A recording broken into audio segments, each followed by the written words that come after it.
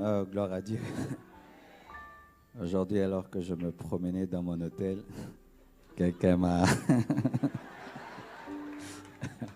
Alléluia. Mais on a pris une photo ensemble. Malgré ça. Que Dieu soit béni pour tout ce qui se passe à la CEPAC 2018. Est-ce qu'on peut acclamer le Seigneur?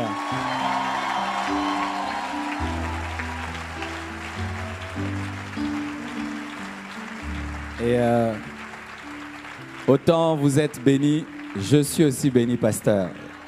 Donc, nous, quand on va prêcher à un endroit, on ne va pas donner seulement, on va aussi recevoir. Nous recevons beaucoup, beaucoup, beaucoup. Et merci vraiment. Comme nous sommes déjà vers la fin, merci pour tout. Nous allons parler à 12h, ce midi, sur l'invitation à une vie abondante.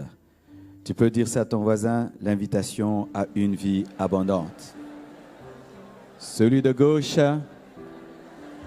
celui de droite, celui de devant, celui de derrière, celui qui te sourit abondamment. Amen. Nous allons chanter ce cantique. Je t'aime. Vous connaissez?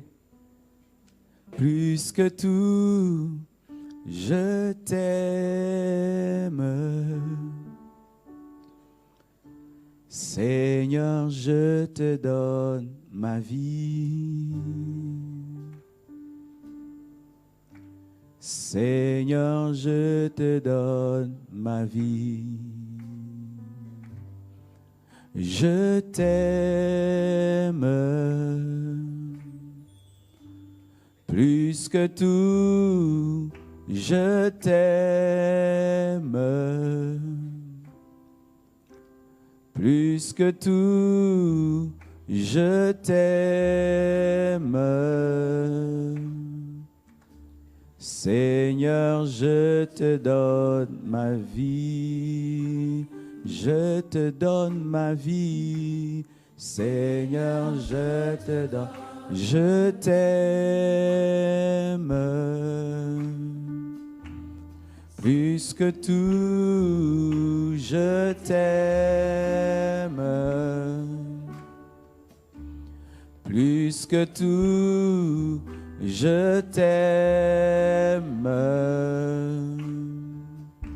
Seigneur, je te donne ma vie, je te donne ma vie, Seigneur, je te donne ma vie, je te donne ma vie. Seigneur, je te donne ma vie. Je te donne ma vie. Je te donne mon cœur. Seigneur, je te donne mon cœur. Je te donne ma vie. Seigneur, je te donne ma vie. Oh, je te donne ma force. Seigneur, je te donne ma force. Je te donne ma force. Je te donne mon temps. Seigneur, je te donne mon temps. Je te donne mon temps. Seigneur, je te donne mon temps. Oh, je te donne mon temps. Seigneur, je te donne mon temps. Je te donne mon temps. Oh, je te donne ma force. Seigneur, je te donne ma force. Je te donne ma force. Seigneur, je te donne ma force. Alléluia, je te donne mon cœur. Seigneur, je te donne mon cœur. Je te donne mon cœur. Oh, prends tout, Jésus. Mon cœur, prends tout, Jésus.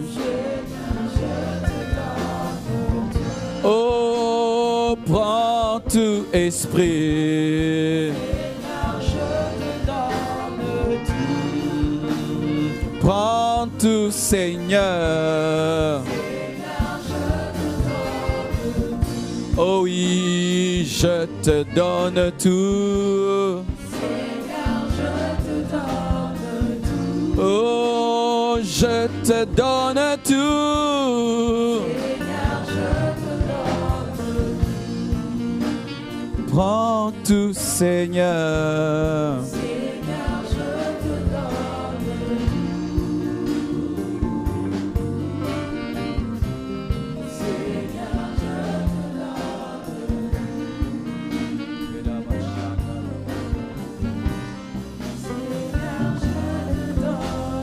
Donne-moi la force d'annoncer ta parole.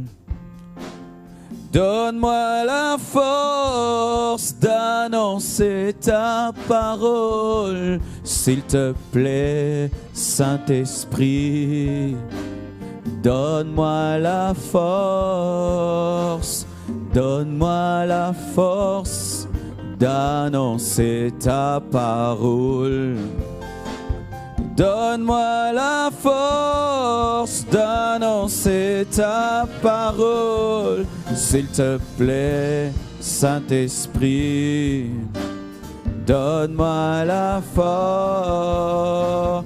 Je veux chanter tous les jours de ma vie. Je veux chanter tous les jours de ma vie. S'il te plaît, Saint-Esprit, donne-moi la force. Tu m'as fait du bien, tu m'as fait du bien, tu m'as fait du bien, tu m'as fait du bien, tu m'as fait du bien. Tu m'as fait du bien, tu m'as fait du bien, tu m'as fait du bien, tu m'as fait du bien, tu m'as fait du bien, tu m'as fait du bien, tu m'as fait du bien, tu m'as fait du bien. Tu m'as fait du bien. Quand je suis faible, tu es là, toi ma force, Jésus. Quand je suis pauvre, tu es là, ma richesse, Jésus. Quand je suis triste, tu es là, toi ma joie, Jésus. Quand je suis faible, tu es là, toi ma force, Jésus. Quand je suis seul, tu es là, mon ami, Jésus. Quand je suis pauvre, tu es là, ma richesse, Jésus. Quand je suis triste, tu es là, toi ma joie, Jésus. Quand je suis faible, tu es là, toi ma force, Jésus. Tu m'as fait du bien, tu m'as fait du bien, tu m'as fait du bien. Tu m'as fait du bien, tu m'as fait du bien, tu m'as fait du bien, tu m'as fait du bien, tu m'as fait du bien, du bien, du bien, tu m'as fait du bien, tu m'as fait du bien, tu m'as fait du bien, tu m'as fait du bien, du bien, oh alléluia. Le Saint-Esprit est mon ami, Le Saint-Esprit est mon ami. Le Saint-Esprit est mon ami. Le Saint-Esprit est mon ami. Le Saint-Esprit est mon ami. Le Saint-Esprit est mon ami. Le Saint-Esprit est mon ami. Le Saint-Esprit est mon ami. Le Saint-Esprit est mon ami. Le Saint-Esprit est mon ami. Le Saint-Esprit est mon ami. Le Saint-Esprit est mon ami. Le Saint-Esprit, oh, yeah, oh, yeah, hallelujah, hallelujah. Le Saint-Esprit, le Saint-Esprit, Saint-Esprit, Saint-Esprit, Saint-Esprit, oh, le Saint-Esprit est mon ami. Le Saint-Esprit est mon ami. Le Saint-Esprit, alléluia. Saint-Esprit, ton ami, et ton ami, et ton ami, et ton ami. Le Saint-Esprit est ton ami. Le Saint-Esprit. Oh, cher Saint-Esprit, parle-nous encore. Accorde-moi, Seigneur, la capacité d'annoncer tes oracles avec liberté et assurance, afin que ton peuple soit béni et révolutionné encore. Que toute la gloire te revienne, Jésus. J'ai ainsi prié. Amen. Acclamons le Seigneur très très fort. Gloire à Dieu.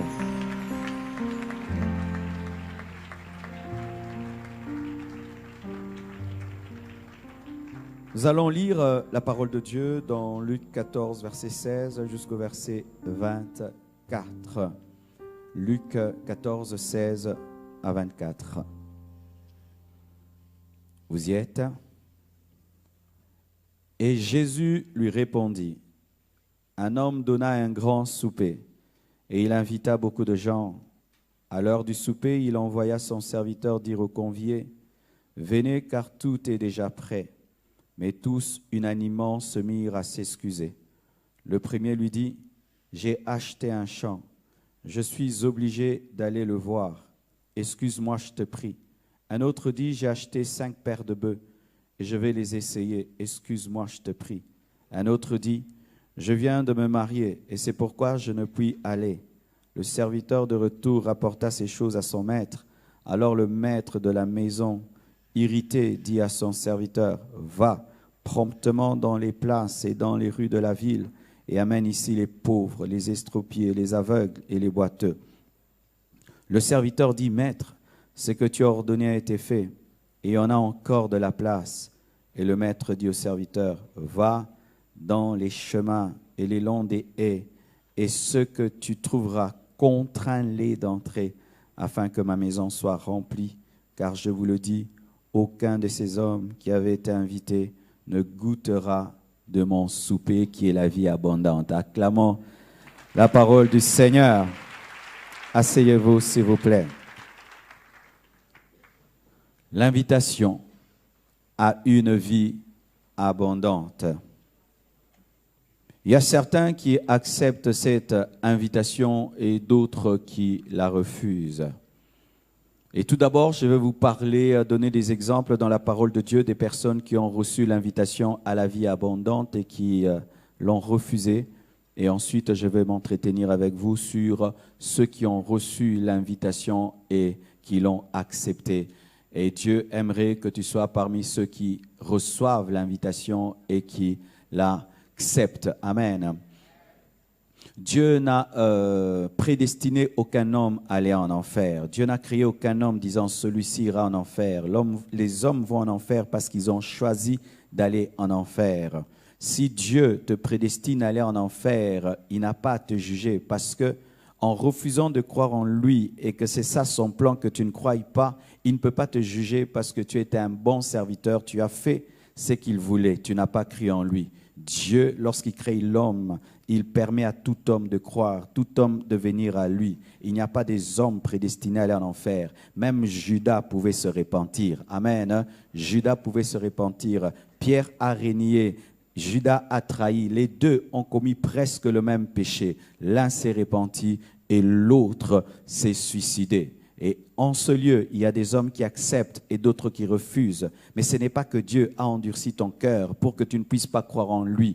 Tu as le choix d'entrer ou de refuser. La vie abondante, elle est là sur la table. Amen. Elle est sur la table. C'est à toi de monter et de manger. Et Dieu t'invite au travers de cette prédication. Amen. Il t'invite à prendre part à la vie abondante. Le premier exemple, c'est un homme qui organise une fête et qui invite des grandes personnalités, car celui-ci a acheté un champ, l'autre a acheté 5 paires de bœufs et l'autre vient de se marier. Ils reçoivent l'invitation, mais ils disent qu'ils sont très occupés. Ils disent qu'ils ont affaire, ils s'excusent. Et leurs excuses paraissent être logiques parce que quelqu'un qui vient d'acquérir un champ doit le visiter. Quelqu'un qui vient d'acheter 5 paires de bœufs doit les tester. Quelqu'un qui vient de se marier doit aller en lune de miel. Mais la Bible nous dit que le maître de la maison se fâche. Pourquoi? Parce que son invitation est supérieure au champ, supérieure aux 5 paires de bœufs, supérieure au mariage.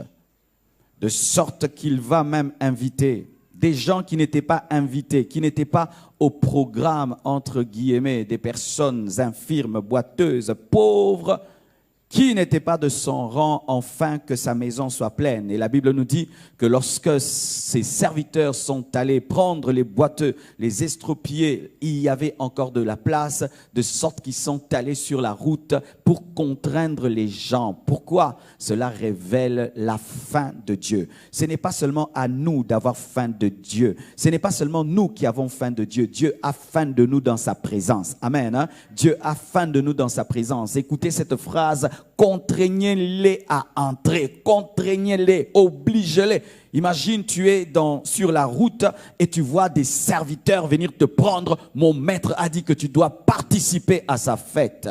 Quel désir ardent de Dieu de voir des hommes et des femmes à sa table, de sorte qu'il pousse ses serviteurs à contraindre. Alléluia. Qu'est-ce que cela nous enseigne? Cela nous enseigne une mauvaise réaction à l'invitation divine.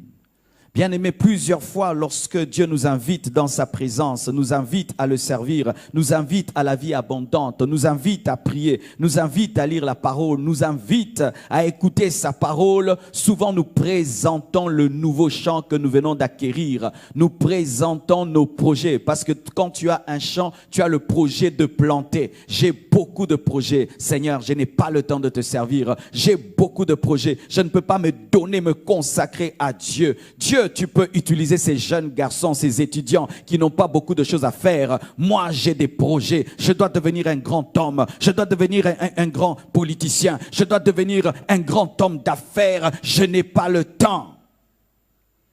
Combien de fois nous présentons le champ pour ne pas accepter l'invitation divine? Combien de fois nous présentons le nouveau chant pour ne pas servir Dieu au maximum, de sorte que nous pensons que ce sont les pauvres qui doivent servir Dieu, les jeunes garçons qui doivent servir Dieu. Moi, je n'ai pas le temps, je viens d'acquérir un champ. Et un autre, qu'est-ce qu'il dit? Je viens d'acheter 5 paires de bœufs, je dois les tester. Je viens d'acheter 5 voitures. Alléluia. Je viens d'acheter une Mercedes. Je n'ai pas le temps de venir à l'église. Il y a des gens, quand Dieu les bénit, ils n'ont pas le temps de le servir. C'est comme si Dieu devait les maudire et les frapper de pauvreté pour qu'ils aient le temps. Car si cet homme n'avait pas eu 5 paires de bœufs, il allait avoir le temps d'aller à la fête. C'est pourquoi certaines pauvretés ne sont que des bénédictions cachées dans la pauvreté pour que tu aies le temps de chercher Dieu. Bien-aimé, quand tu vas en Europe, il y a un terme que j'ai, busy. Je suis busy, je suis busy, je suis busy. Les mêmes personnes qui disent ne pas avoir le temps, ont le temps de suivre 5 séries de télévision, de suivre 2 matchs, Barcelone contre Real, et même les prolongations. Ils ont le temps pour les prolongations, mais n'ont pas le temps de faire 1 heure du temps à l'église, en train d'écouter la parole de Dieu. Ayant le temps pour tout, mais quand il s'agit de Dieu, je suis très occupé. Très occupé que je ne peux prier, très occupé que je ne peux servir Dieu, très occupé pour autre chose, mais pas pour ton Créateur. La Bible nous dit que le roi, le maître, a été rempli de fureur. Et ça, c'est moi qui extrapole. Il se peut que ces hommes soient ses serviteurs aussi, mais des serviteurs élevés qui n'ont pas le temps pour le maître. Alléluia. Il se peut même qu'ils ont acheté le champ avec le salaire du maître. Il se peut qu'ils ont acheté le bœuf avec le salaire du maître. C'est comme toi, tu pries, Dieu te bénit et il te donne un mari, mais depuis que tu es marié, mon chéri, on entend plus le nom de ton mari dans ta bouche que le nom de Jésus-Christ. Depuis que Dieu t'a donné un enfant, tu n'as plus le temps de le servir. C'est bébé, bébé, bébé, bébé, bébé.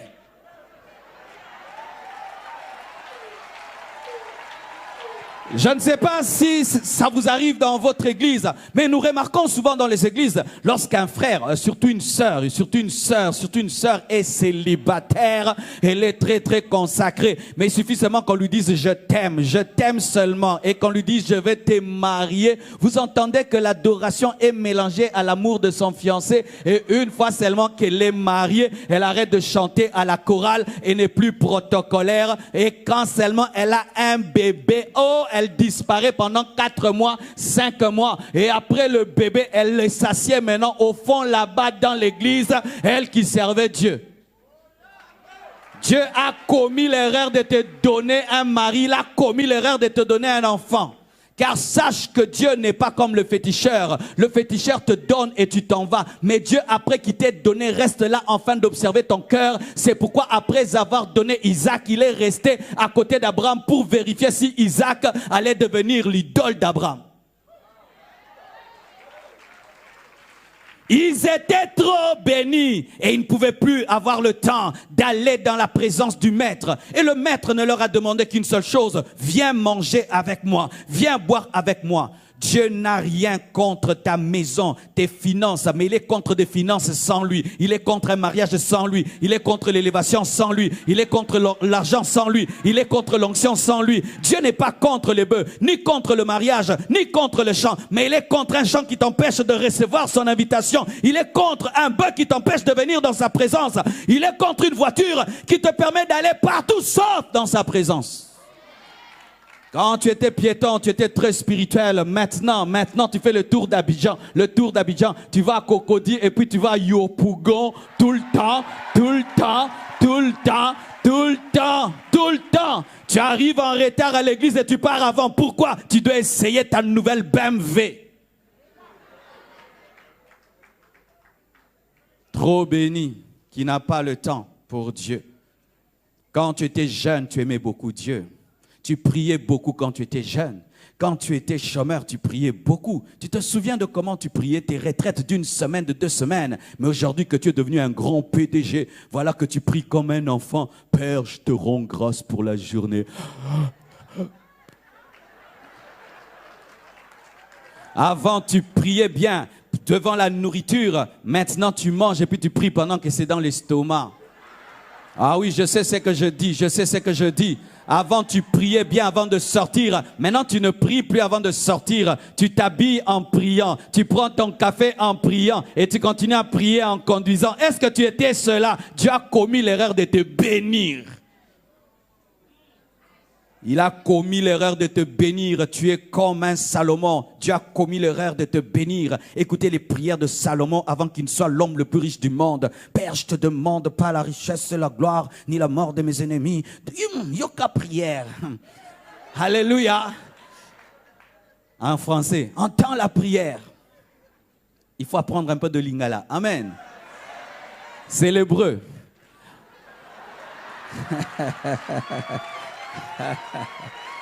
Je suis l'ambassadeur du lingala dans le monde. Écoutez-le combien il prie. Je ne demande pas la mort de mes ennemis. Donne-moi la sagesse et l'intelligence. Quelle spiritualité! Dieu lui dit, je t'ajoute la gloire et la richesse. Mais lorsqu'il devient un multimillionnaire, il veut goûter à toutes les femmes du monde. Une femme rouge, une femme bleue, violette. Il veut toutes les femmes courtes, longues, grosses, petites. Il veut tout. Qui? Le même qui a dit, Seigneur, je ne te demande pas beaucoup. Dieu a commis l'erreur de le rendre riche.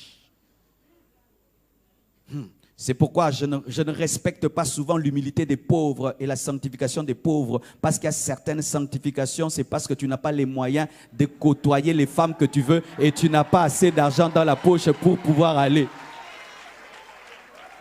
Deviens riche, aie l'argent et sois humble, je vais croire en toi. Mais pour l'instant, quand tu es pauvre et tu es humble, tu dois être humble parce que si tu es orgueilleux, on va te briser.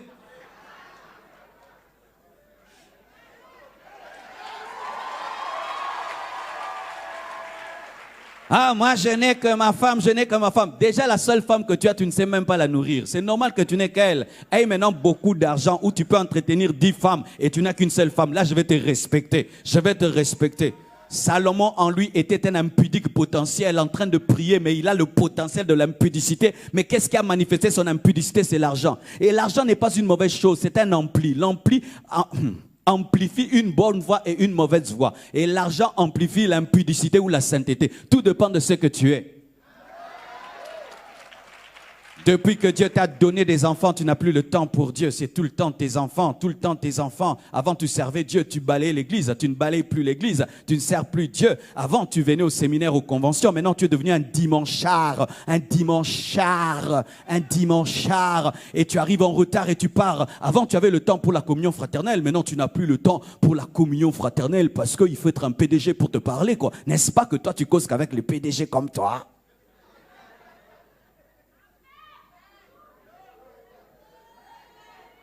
Quand tu n'avais rien, tu causais avec tout le monde. Mais quand maintenant Dieu t'a béni, tu deviens snob et tu ne causes avec personne. Toi, tu ne peux causer qu'avec le pasteur et les autres frères. Les frères. Toi, c'est qui? Moi, je cause qu'avec le pasteur. Ah, tu es devenu orgueilleux parce que Dieu a commis l'erreur de te bénir.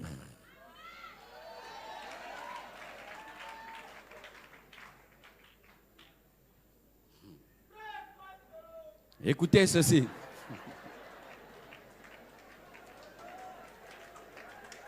Écoutez, avant, lorsque je lisais la prière d'un prophète qui disait à Dieu, ne me donne pas beaucoup de peur que je puisse t'abandonner, ne me donne pas peu de peur que je puisse t'insulter, je disais, ah, cet homme n'a pas de foi, cet homme n'a pas de vision. Comment tu peux te limiter ainsi? Il faut demander des grandes choses. Mais Dieu m'a dit, non, il y a des gens qui ne doivent pas avoir beaucoup.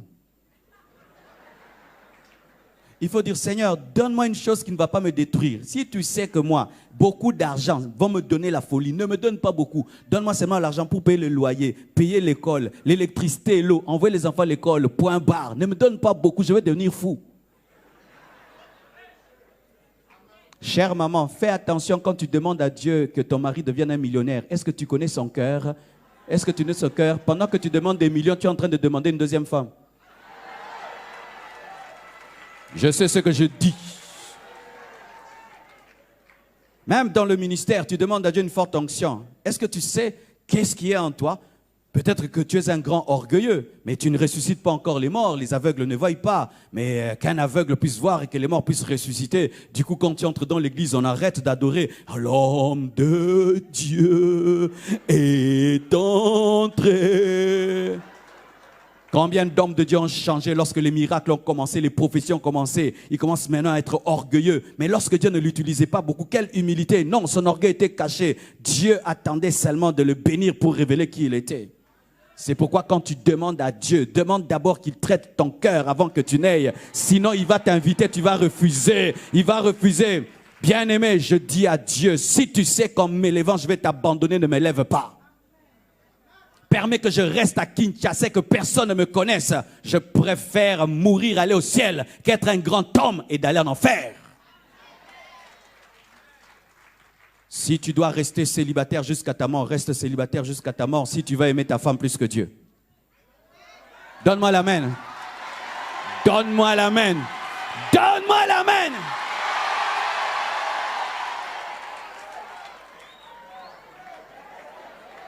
Je sens le combat spirituel ici. Seigneur, si tu sens que j'aimerais ma femme plus que toi, que je ne me marie pas et que je meurs comme Paul. Si tu sens que je vais aimer mon mari plus que toi, ne me donne pas un mari, demeure mon seul mari. Si tu sais que je vais aimer mes enfants plus que toi, ne me donne pas les enfants, que je meurs stérile. Si tu sais que tu me donnes l'argent, je vais t'abandonner, que je meurs pauvre. S'il faut que jamais je ne voie Paris, que je ne voie jamais Paris, si tu sais que je vais t'abandonner à Paris, que je n'ai jamais le visa, jamais le visa, jamais le visa. Je préfère Dieu plus que la bénédiction. J'aime Dieu plus que l'élévation. J'aime Dieu plus que le succès. J'aime Dieu plus que la gloire. J'aime Dieu plus que tout, plus que tout. Je choisis de ne rien avoir qu'avoir quelque chose qui peut me séparer de lui. Seigneur, si tu sais qu'en me bénissant, je vais devenir un faux pasteur et que je vais prêcher des hérésies et que je vais devenir un impudique, ne me bénis pas. Garde-moi avec Blanche.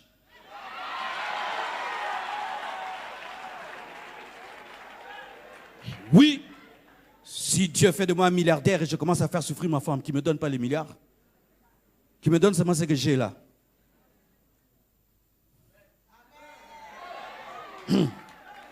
N'est-ce pas que c'est beau ici? Est-ce qu'on peut se permettre de mettre un balcon en haut? C'est bien comme ça. Toi aussi, des fois, tu es bien comme ça. Mais quand Dieu veut mettre un balcon, il doit creuser. Creuser une grande fondation, des moellons, des briques, du béton. Et là, il monte. Mais toi, tu n'as pas de béton, mais tu demandes un balcon.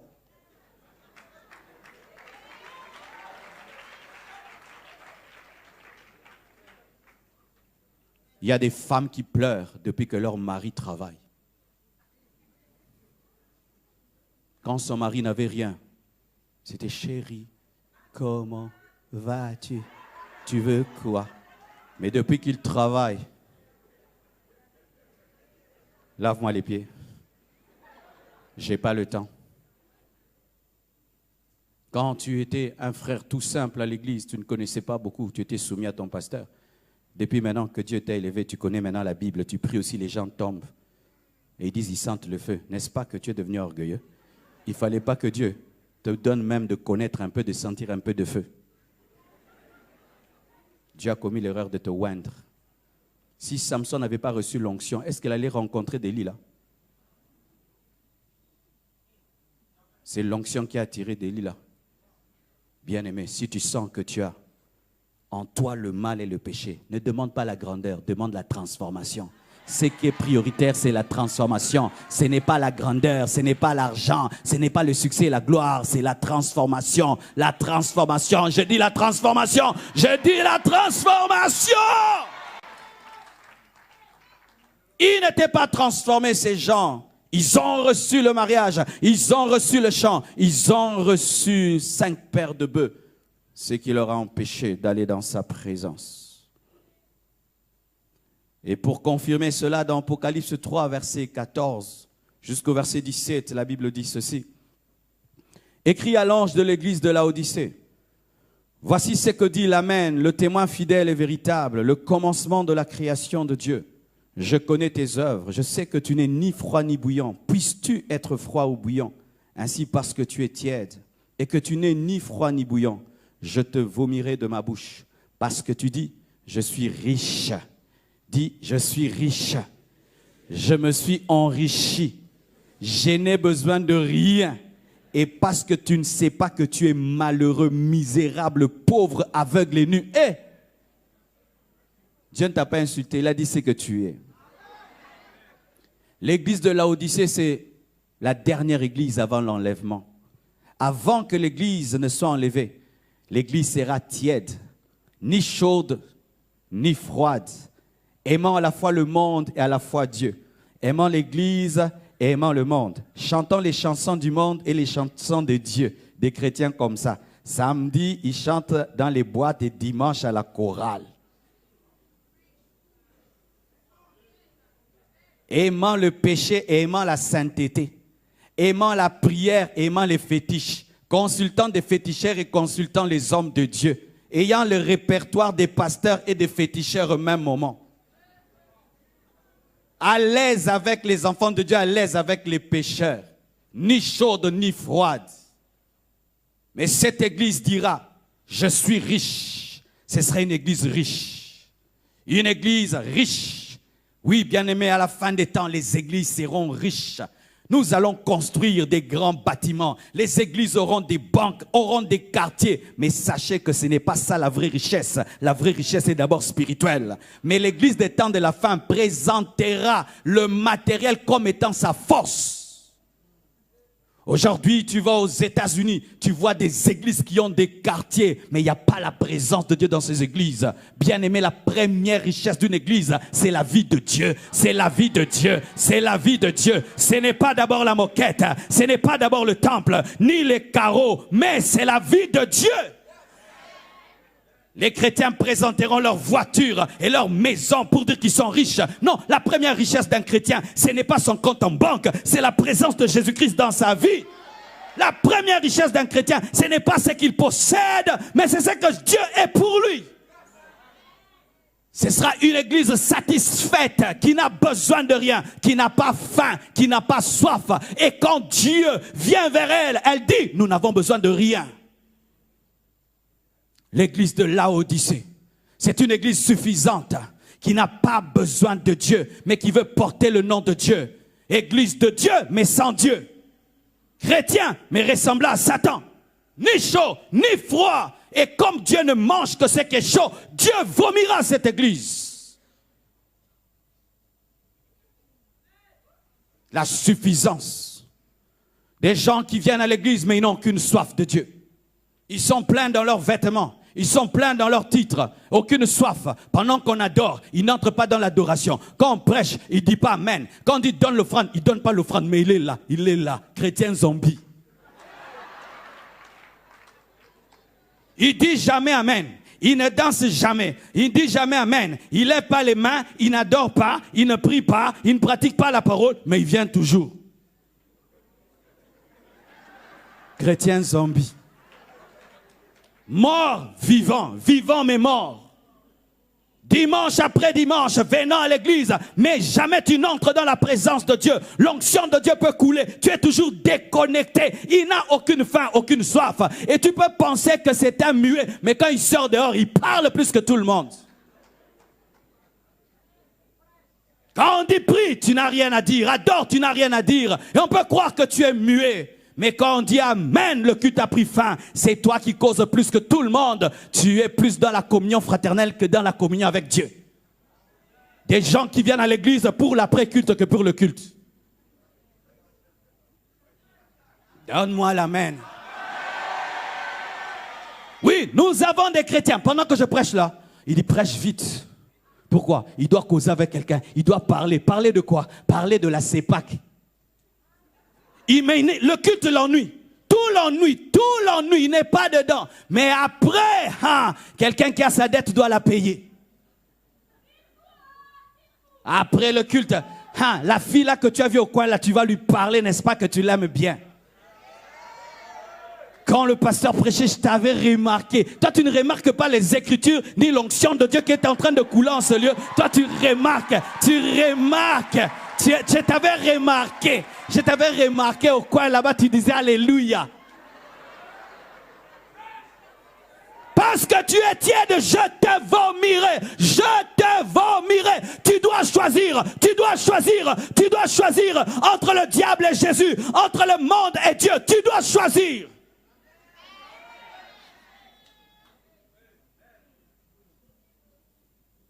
Cette église a refusé l'invitation parce qu'elle était pleine.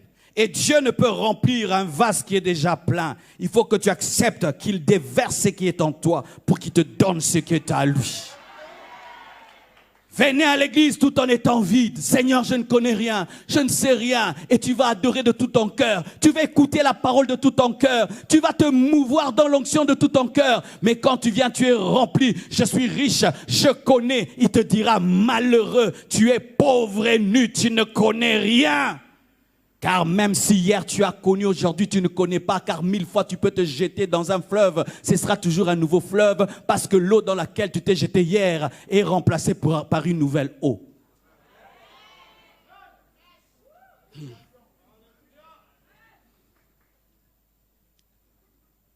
Marie et Marthe, un autre exemple d'une personne qui a refusé l'invitation. Luc 10, versets 38 à 42.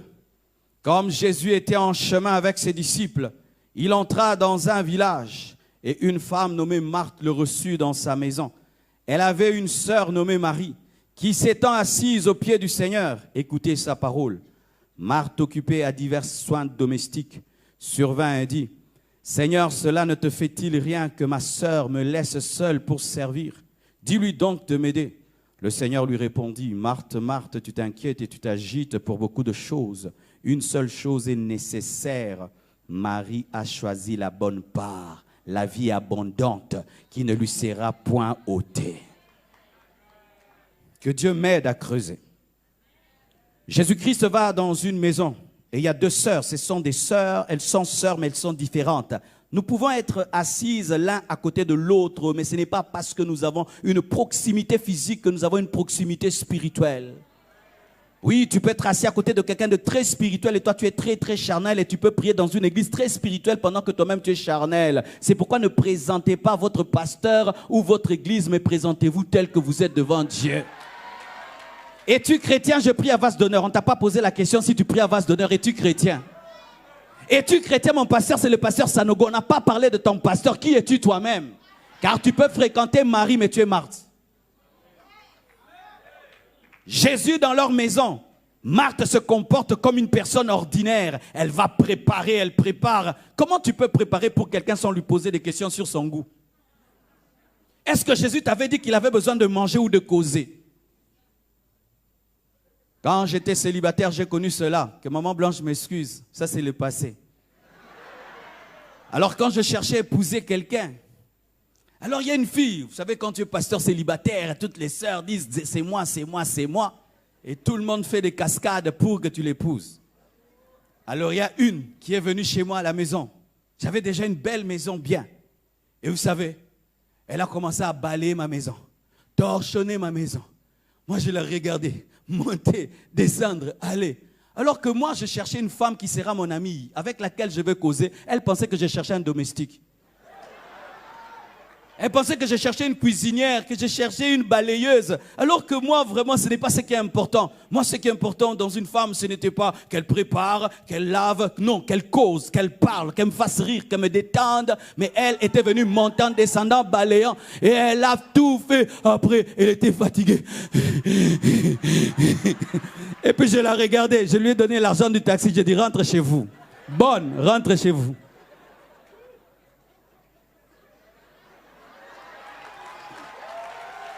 Et il y a des chrétiens comme ça, pressés dans la cuisine de Jésus-Christ sans s'occuper de Jésus. Pourquoi? Parce qu'ils fuient l'odeur de la bouche de Jésus-Christ et l'odeur de ses pieds.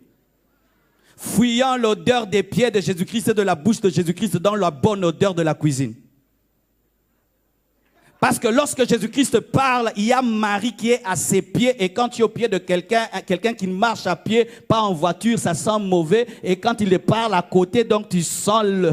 Alléluia. Mais elle fuit l'odeur de la communion pour aller dans l'odeur du service.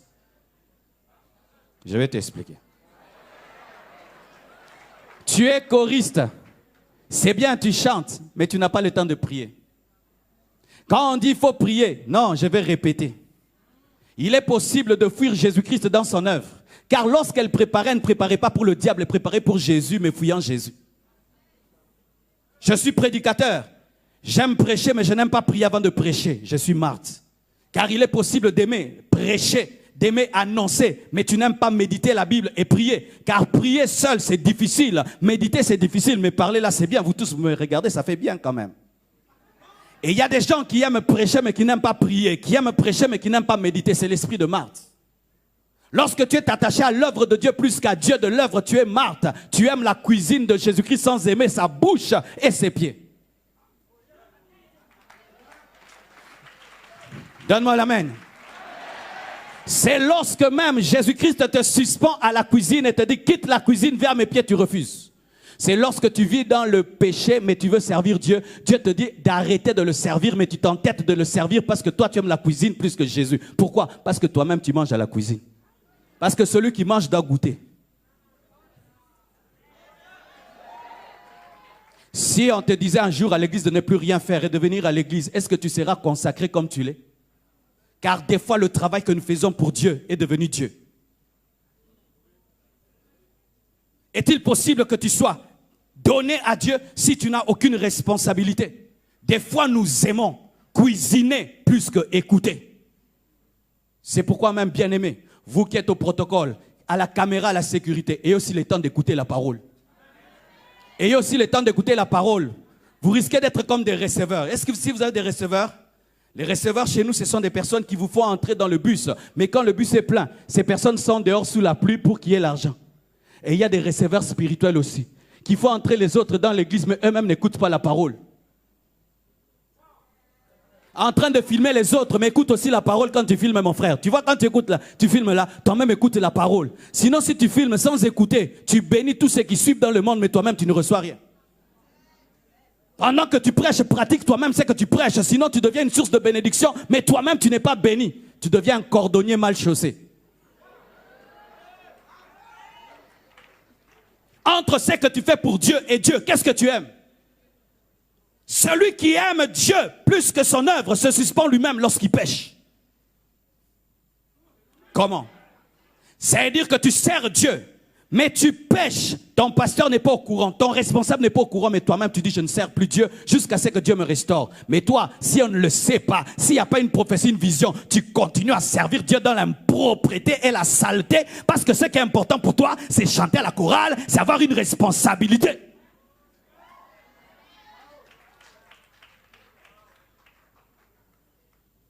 Combien de gens chantent dans les églises et iront en enfer? Combien de gens sont des intercesseurs, ils iront en enfer? Des protocolaires qui iront en enfer? Des responsables diacres, anciens dans l'église, prédicateurs qui iront en enfer. Pourquoi? Ils aiment prêcher plus que Dieu. Ils aiment se tenir devant les gens au lieu de se tenir devant Dieu. Et Jésus dit à Marthe, Marthe, Marthe, tu t'inquiètes pour peu de choses. Oh, peu de choses. Je veux nourrir le roi des rois, le seigneur des seigneurs. Écouter le roi est plus important que nourrir le roi.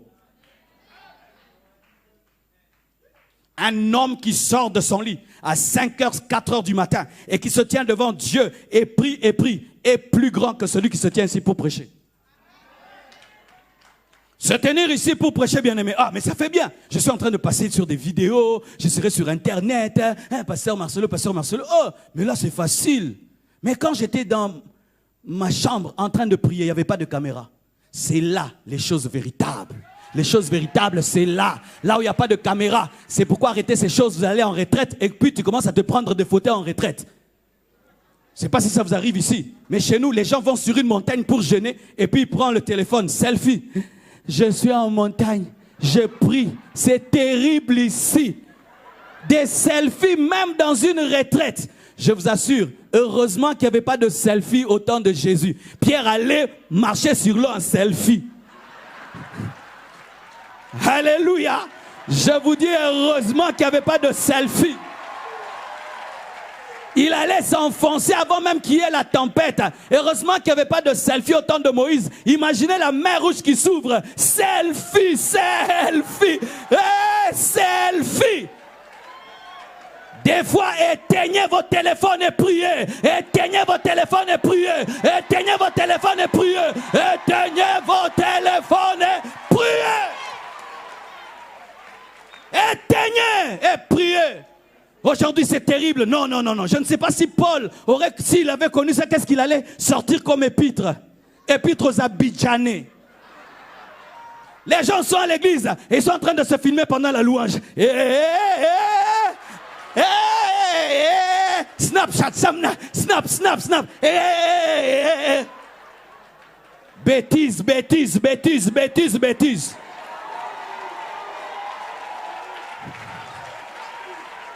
Il y a des choses qui doivent demeurer dans l'intimité. Est-ce que quand tu es dans ta douche, tu envoies des Snapchats? Tout doit être filmé, tout sur Facebook, tout, non. Il y a un temps où tu es à ses pieds et tu l'écoutes. Intimité, où tu ne sers pas. Celui qui sait s'agenouiller, sait se tenir debout. Apprends à t'agenouiller avant de chanter. Apprends à t'agenouiller avant de faire le protocole. Apprends à t'agenouiller avant de prêcher. Apprends à t'agenouiller avant de faire quoi que ce soit.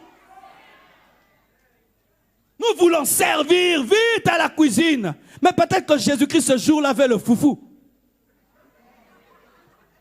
Je vous assure, si après la causerie, Jésus avait fait une compétition de cuisine, Marie allait gagner Marthe. Marthe allait bien préparer, mais pas au goût de Jésus. Mais Marie allait préparer au goût de Jésus. Pourquoi? Elle connaissait ce qui était dans son cœur. Après avoir causé avec Jésus, Jésus pouvait lui dire, j'ai besoin d'eau chaude. C'est tout, seulement de l'eau chaude. Pourquoi? Pour mes pieds. C'est pourquoi tu fais pour Dieu ce qu'il ne te demande pas. Un jour, nous venons ici, nous trouvons que cette moquette est enlevée. C'est une moquette jaune. Elle est bien. Mais est-ce que c'est elle que nous voulons? Tu as fait les choses sans poser de questions. Ce que tu fais pour Dieu, tu l'as reçu où? Dans la cuisine ou à ses pieds? Les gens servent Dieu avec des idées. J'ai telle idée, j'ai telle idée. Les idées, on les reçoit dans la cuisine. Mais au pied, ce sont les rémas, les révélations, les inspirations. Les gens font dans les idées. C'est pourquoi tu lances une idée pendant une année, tu arrêtes. Tu fais une idée et puis il y a des combats. Mais le réma gagne toujours.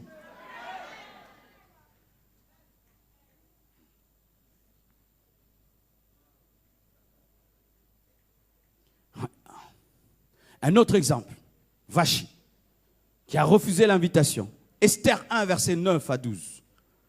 La reine Vachi fit aussi un festin pour les femmes dans la maison royale. Esther 1, 9 à 12.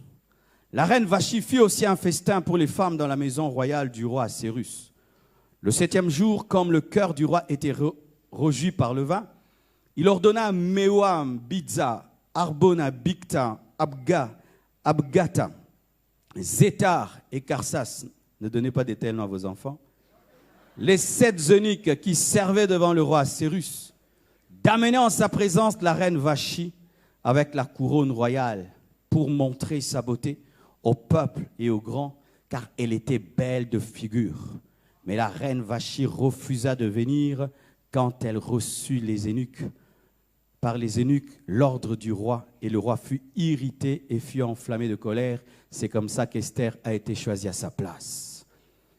Voici la question que je pose. Si Vachi n'était pas une reine, est-ce qu'elle allait refuser de venir dans la présence du roi? Non.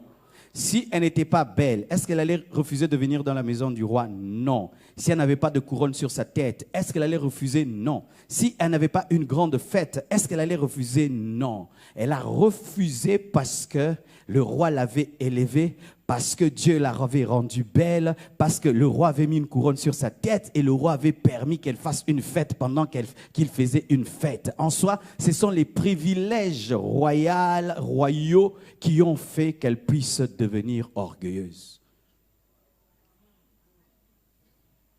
Faites attention lorsque vous avez beaucoup de privilèges. Des fois, les privilèges peuvent t'empêcher de répondre à l'invitation de Dieu. Car des fois, Dieu peut vouloir que dans ta gloire, tu puisses t'humilier. C'est ce qui est arrivé à David. Il est un homme oint, élevé, mais Dieu le pousse à danser. Il enlève ses vêtements et il danse comme un homme normal. Mais Vachi, qui est la fille du roi, se moque de lui et elle devient stérile. Fais attention. Chaque fois que Dieu te lève, n'oublie pas que tu n'étais pas élevé. Continue à garder l'image sur ce que tu étais quand tu es pour ne pas oublier que tu étais. C'est pourquoi quand Jésus-Christ faisait marcher les paralytiques, il disait prends ton lit et marche pour que tu te souviennes toujours que tu étais paralytique. C'est pourquoi gardez dans vos maisons les photos où vous étiez bizarre afin que vous sachiez que vous étiez bizarre, où tu avais une grosse tête, des mauvais vêtements, des trucs. Gardez ça. Ce sont les chaises de la paralysie qui te rappellent que tu étais paralytique. Vachi avait oublié qu'elle n'est pas née reine. Elle l'avait oublié. Et pour lui démontrer qu'une autre femme peut prendre sa place, Dieu prend Esther, l'orpheline. C'est pourquoi tu seras remplacé.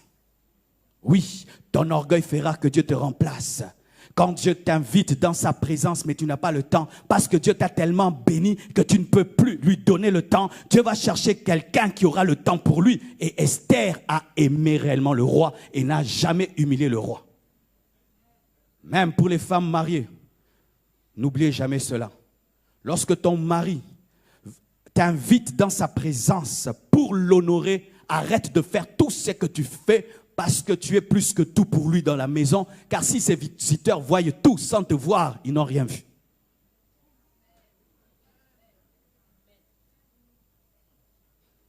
Qu'est-ce qui arrive deux fois? Nous sommes comme Vachi. Dieu te confie une responsabilité. Mais des fois, il te dit, arrête de faire le travail que tu fais. Entre en retraite. Tu refuses. Seigneur, je dois prêcher. Seigneur, je dois faire telle affaire. Je dois m'occuper de mes enfants. Je dois. Dieu sait, le roi sait que Vachi organise une fête. Mais il veut que tu arrêtes ta fête pour venir à sa fête. Dieu, des fois, vient et il bouleverse ton programme. Il te dit, tu abandonnes ton programme, tu entres dans le mien. Tu te retires. Dernièrement, Dieu m'a envoyé à faire 40 jours dans mon bureau, où je ne vois personne. 40 jours dans mon bureau. Imagine, quand tu fais 40 jours dans ton bureau, c'est-à-dire que d'autres personnes dirigent l'église. Des choses se font sans toi, et toi, 40 jours dans un bureau. Et c'était quand tout allait bien, le ministère est en train de monter. L'Esprit de Dieu me dit, tu t'enfermes dans un bureau pendant 40 jours. Pourquoi? Le roi a besoin de Vachi. Et c'était un test dans mon ministère, car si j'avais refusé de m'enfermer avec Dieu, je dis avec Dieu, pendant 40 jours, qu'est-ce que j'allais faire dehors? Si tu deviens capable de passer du temps avec celui qui t'a établi reine, qu'est-ce que tu fais dans ta fête? Car tu fais ta fête pour la gloire du roi. Même à l'église, on te confie une parcelle de responsabilité. Le pasteur te dit d'arrêter ce que tu fais, viens. Mais toi tu refuses. Non pasteur, je suis en train de tenir une réunion avec les jeunes. Qui t'a établi président des jeunes? Des fois vous oubliez qu'on vous a établi président de, responsable de. Maintenant tu veux créer une église dans une église. C'est ça que Vachi voulait faire, créer un royaume dans un royaume des femmes. L'émancipation de la femme. Parité. Et elle était remplacée. Remplacée par une fille qui semblait avoir des basses origines, mais qui avait le cœur de Dieu. Alléluia. Fais attention. Lorsque Dieu t'invite et tu refuses, quelqu'un d'autre prendra ta place.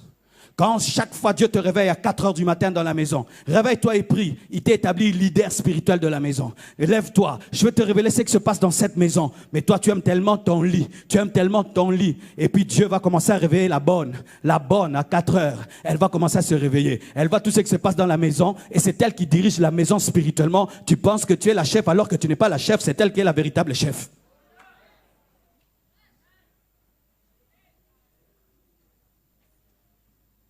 Tu avais promis à Dieu de prier tous les jours. À 5 heures du matin, 6 heures du matin, tu ne le fais pas. Et chaque 6 heures du matin, l'Esprit de Dieu vient te tirer de ton lit, te tirer de la chambre, afin de t'amener une nouvelle vie. Et tu refuses et tu demeures là. Mais Dieu a besoin d'un adorateur dans la maison. Dieu va se chercher quelqu'un d'autre qui pourra quitter son lit pour se tenir devant lui. Et si vous tous ne serez pas d'accord, il va chercher dans la maison de la sentinelle appelée Mardoché.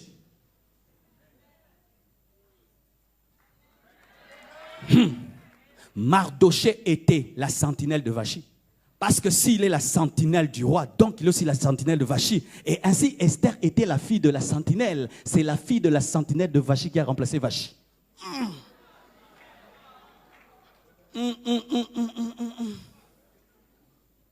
Alors que toi, tu n'as plus le temps pour Dieu. Lis la Bible, j'ai pas le temps. Prie, j'ai pas le temps. Il y a des gens qui disent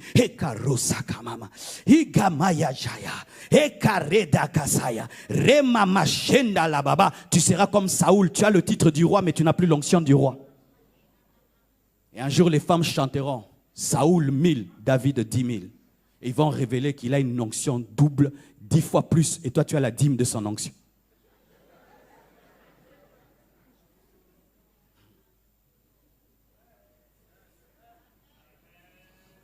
Donne-moi la main que je parle. On est en train de finir, n'est-ce pas? Marc 14, versets 37 à 38. Non, vraiment, dis avec moi, les apôtres viennent de loin. Dis Pierre, sois humble. Pourquoi? Lisez. Marc 14, versets 37 à 38. La Bible dit, et il vint vers les disciples qu'il trouva endormis, et il dit à Pierre, Simon, tu dors? Tu n'as pu veiller 1 heure. Pierre est incapable de faire une prière d'1 heure. Le grand apôtre, il vient de loin. N'oublie jamais ce que tu étais avant d'avoir cette onction et cette dimension. Ça va te donner l'humilité. Incapable de prier pendant 1 heure, le grand apôtre Pierre.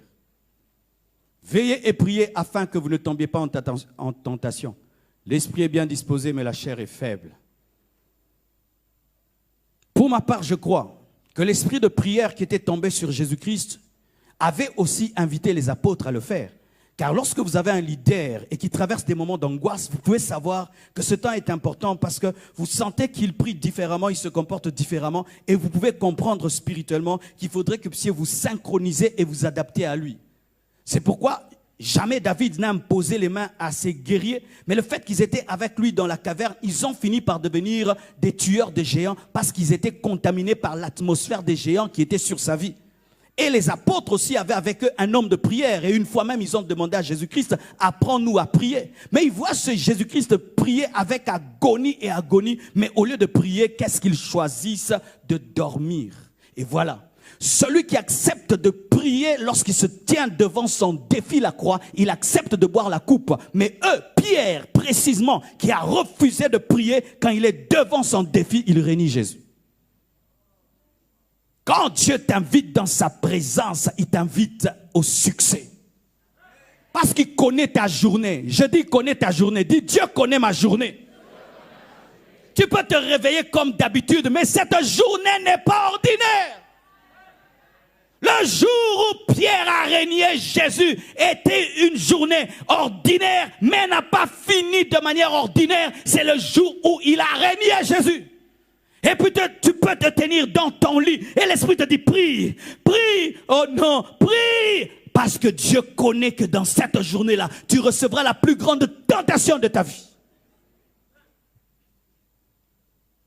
Une fois, je suis allé dans une maison comme d'habitude, prier pour une femme comme d'habitude. Et je finis de prier pour elle comme d'habitude. Et on est autour de la table comme d'habitude. Et pendant qu'on est autour de la table, elle fait tomber son pagne, pas comme d'habitude.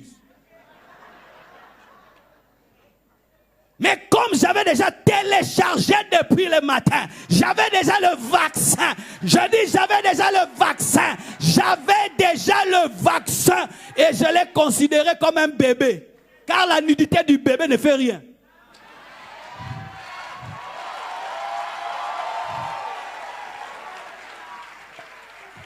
Je les ai regardés seulement, j'ai dit, je rentre à la maison. Et puis elle dit, je t'accompagne. Je dis au revoir et je suis parti. Ça m'a rien fait. Pourquoi? Rinda Kasai. Et Rekamashai. Lorsque tu pries en langue, tu sais que des fois tu dis des choses que tu ne connais pas, mais des choses qui te précèdent pendant la journée. Et quand tu pries en langue, Rima Mashanda. Mais en esprit, c'est Seigneur, cette femme que je vais rencontrer, donne-moi de vaincre l'impudicité. Rukabababashaya. Jésus a dit, veillez et priez. La chair est faible, mais l'esprit est bien disposé. Tu pries comme un lourdeau, incapable de prier 1 heure à genoux devant Dieu, rien que pendant 1 heure, mais incapable de suivre un film d'1 heure, capable de suivre 5 séries d'1 heure, capable de suivre un match avec prolongation, surtout quand c'est Didier Drogba. Mais quand tu es devant Dieu, oh, oh, Rabasha. Tu es en train de détruire ta destinée. Jésus devant Dieu a prié et sa sueur s'est transformée en sang. Mais lorsque la coupe est venue, il a accepté de perdre le sang. Mais Pierre, qui n'a pas prié, les apôtres qui n'ont pas prié, qui ont refusé l'invitation divine, quand la tentation est venue, ils ont dit qu'ils ne connaissaient pas Jésus. Tu sais pourquoi tu chutes? C'est parce que quand Dieu t'invite pour te communiquer la force, tu refuses. C'est comme quand il y a une épidémie. Ceux qui ont eu le vaccin ne sont pas atteints, car ils ont eu le temps de se faire vacciner. Dès le matin, faites-vous vacciner. Passez du temps dans la présence de Dieu.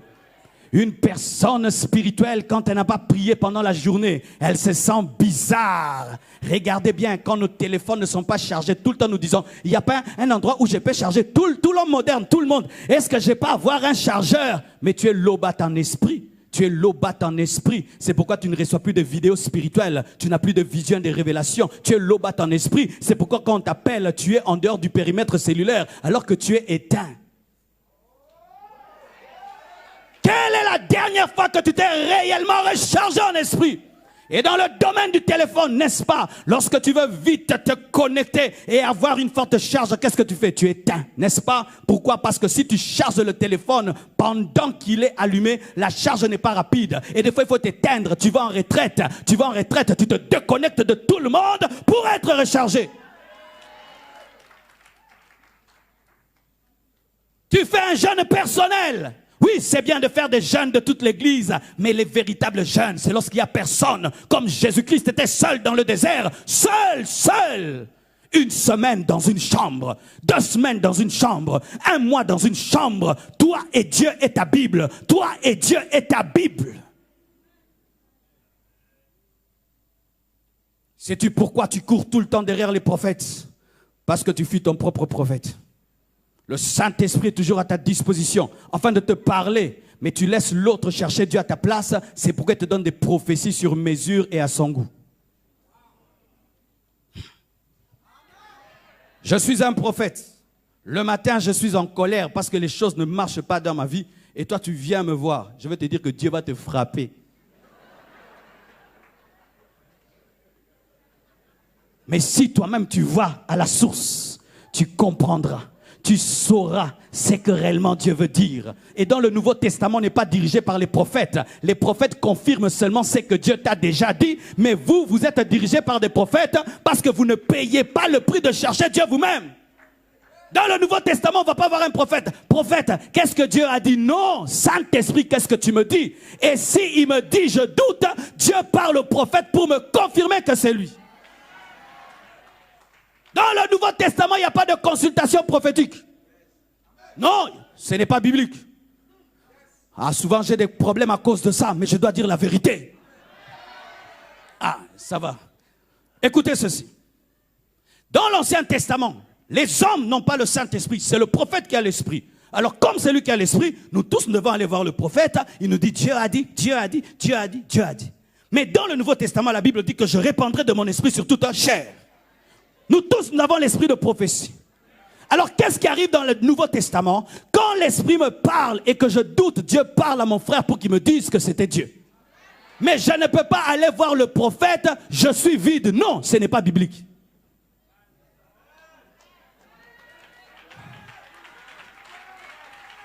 Mais des fois, qu'est-ce que vous voulez? Vous voulez que nous puissions conduire vos vies, n'est-ce pas? Pasteur, tu veux que j'épouse cet homme? Oui, épouse-le. Je te le dirai jamais. Toi-même, tu choisis. Si tu vas souffrir, tu souffres seul. Si tu serais heureux, nous t'accompagnons. Pasteur, est-ce que je dois voyager? Je dois ceci? Non, que Dieu te parle. Et moi, je viendrai confirmer. Dans le Nouveau Testament, nous ne sommes pas dirigés par les prophètes, mais nous sommes conseillés, encadrés, confirmés par les prophètes. Mais souvent, les fidèles, quand vous êtes dans une église qui enseigne ces choses, vous n'aimez pas. Vous avez un pasteur qui enseigne et un prophète qui vous suit à la maison. Des prophètes à domicile, des prophètes de poche. Des prophètes de poche. Des prophètes à domicile qui viennent à la maison à 23 heures. Essaye de ne plus donner l'offrande, il ne viendra plus à la maison. Il prophétise et puis tu ne donnes pas l'offrande et tu ne donnes pas le transport. Voyons s'il reviendra. Le serpent aime la présence de Ève sans aimer la présence d'Adam parce que Adam connaît la parole et les faux prophètes n'aiment pas la présence du pasteur. C'est ainsi qu'il y a des frères qui ne prophétisent que si le pasteur n'est pas là. Tu es un faux prophète. Prophétise pendant qu'il y a des personnes matures pour qu'on puisse te juger. Donne-moi la main. Oui, tu prophétises seulement là où il y a des bébés spirituels, surtout là où il y a des mamans. Là où il y a des mamans. Là où il y a des mamans, il y a beaucoup de prophéties. Pourquoi? Les mamans prient beaucoup mais ne lisent pas beaucoup. Si tu es prophète, prophétise maintenant. Nous tous, on va ouvrir les yeux. On va t'entendre. Si tu es un lion rugi, d'autres lions vont vérifier si tu n'es pas un chat.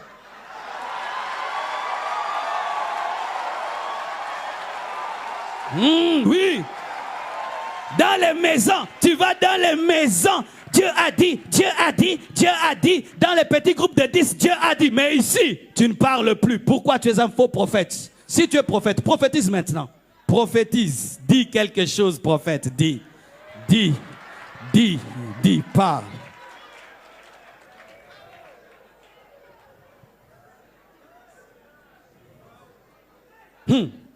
Écoutez ceci.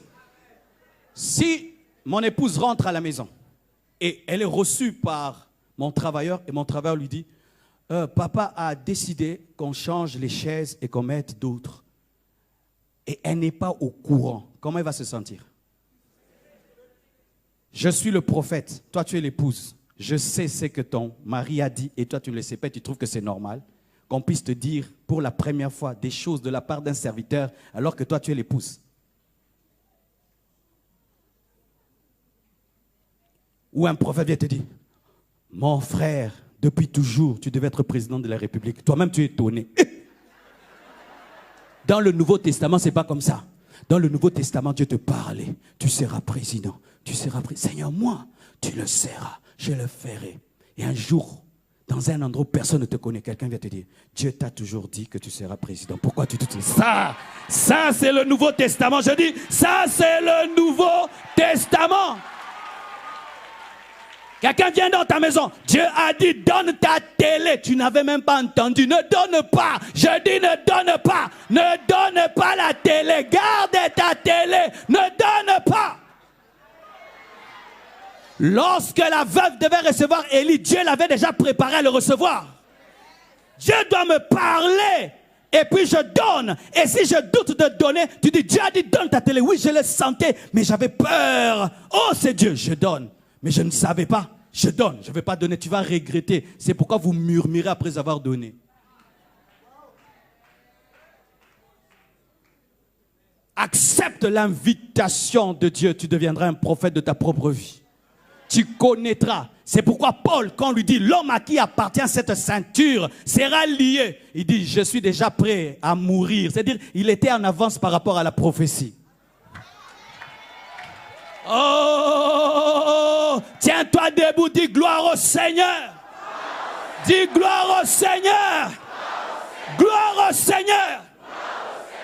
Il y a des prophètes par le don et par le ministère, mais les véritables prophètes, ce sont les prophètes par l'intimité. Si je suis l'ami du président, même si je ne suis pas ministre, je connaîtrai ce qu'il va faire. Je suis l'ami de Dieu, même si je n'ai pas un ministère prophétique, je connaîtrai le cœur de Dieu. Mais comment connaîtrez-vous le cœur de Dieu si vous n'acceptez pas son invitation à causer? Car c'est autour de la nourriture qu'on change des secrets. Et quand il t'invite à manger, souper avec lui, il veut se révéler à toi et te révéler ton futur. C'est pourquoi il dit à Jean, monte ici et je te ferai voir les choses cachées. Acceptez de monter dans sa présence comme Jean, afin que vous ayez la révélation de l'Apocalypse. Acceptez d'aller vers le buisson ardent comme Moïse, et vous allez libérer vos familles, libérer l'Égypte, libérer Israël de l'Égypte. Acceptez. L'homme qui accepte l'invitation de Dieu ne le regrettera jamais, parce qu'il te changera berger Moïse en prophète Moïse. Il changera Jean le prisonnier en prophète Jean de l'Apocalypse. Lorsque tu acceptes l'invitation de Dieu, tu acceptes la vie abondante. Tu acceptes de souper avec lui et de manger avec lui afin qu'il te communique ce qu'il t'a réservé. Et comme sa nourriture ne peut jamais souffrir de péremption, veille à toujours la manger, car quelqu'un d'autre la mangera certainement. Car il est prêt même à contraindre ceux qui n'étaient pas invités à la manger. Que Dieu vous bénisse. Alléluia.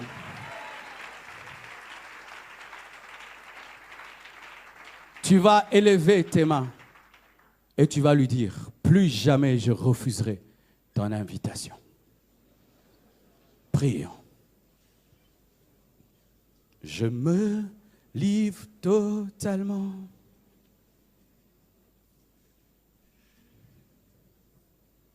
Je me livre totalement. Merci. Tu peux m'utiliser. Je me livre. Je me livre totalement.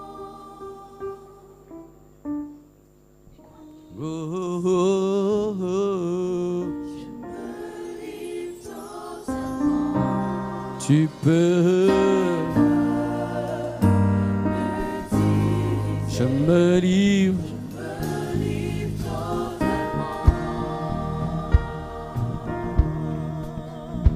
Oh, oh, oh, oh. Je me livre totalement. Tu peux. Je me livre. Je me livre totalement. Je me livre totalement. Tu peux.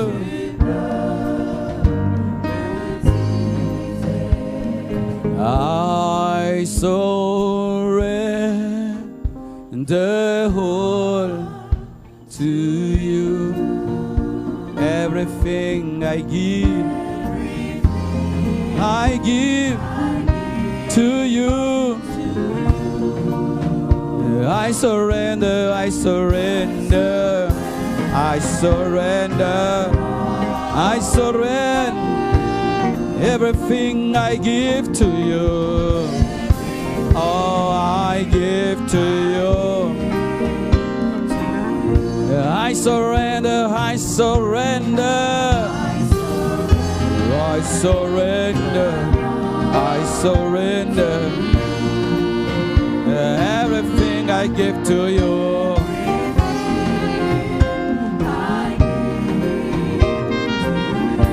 I surrender, I surrender, surrender.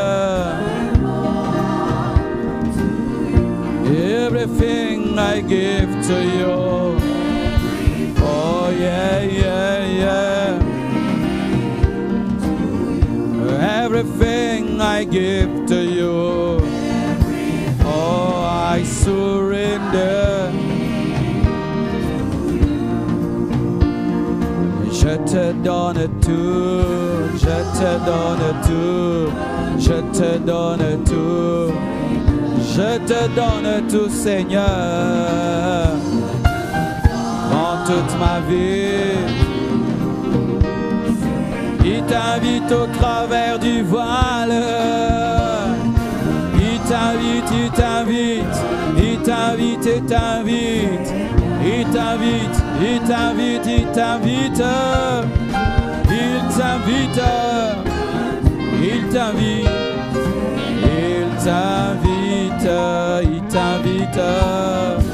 Oh yeah. Il t'invite, il t'invite, il t'invite. Ne dis pas non, ne dis pas non. Approche de toi, approche-toi. Comme Moïse s'est approché du buisson ardent. Approche-toi du buisson, approche-toi. Et Arabashaya Baba Baba Baba. En toute ma vie, je viens à toi. Je viens à toi.